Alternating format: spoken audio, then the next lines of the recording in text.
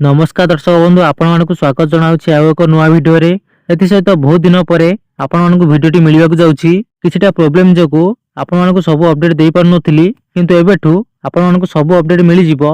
तो आज भिडियो रे आमे आयुष्मान कार्ड को नहीं किछिटा अपडेट दबा ता सहित कौन सब अपडेट आसीची संपूर्ण भाव आलोचना करिबा।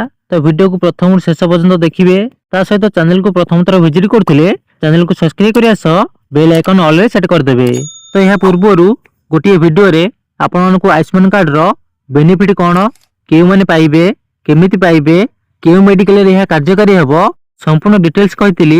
तो जेउ माने से वीडियो देखि नांती प्रथम जाई कि डिस्क्रिप्शन को जिबे सेठी गोटे लिंक अछि सेठी क्लिक करके देखि देबे। तो आसंतो एबे देखिबा हमर स्वास्थ्य मंत्री मुकेश महालिंग कौन सब सूचना देचंती बा आयुष्मान कार्ड को नहीं कौन सब अपडेट आसीची।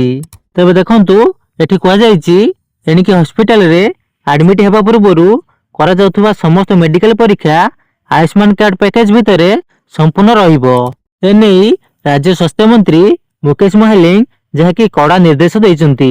राज्य रे आयुष्मान भारत योजना रे चिकित्सा पाउथबा रोगींग पई यह एक बड़ पदक्षेप बोली जहाकी कहा जाईची।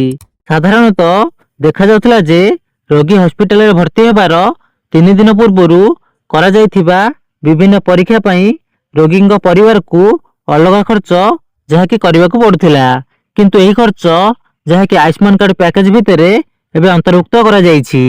तो मोटा भाबरे देखिबा गले जे सब परीक्षा डाक्तरखाना रे करिवे एथर सब फ्री रे करिवे। ता सहित मध्य कहा जाईची समस्ते रोगींग प्रति भल व्यवहार देखैबे एवं या सहित एक उच्च स्तरीय टीम गठन करा जाईची जहार तदारक सेमाने करिवे। तो यह थिला आयुष्मान कार्ड को नहीं समस्त अपडेट। वीडियो जदि भल लागिची समस्त को शेयर कर देबे। रहिली देखा आउ को वीडियो रे एंड न्यू अपडेट सहित। जय जगन्नाथ।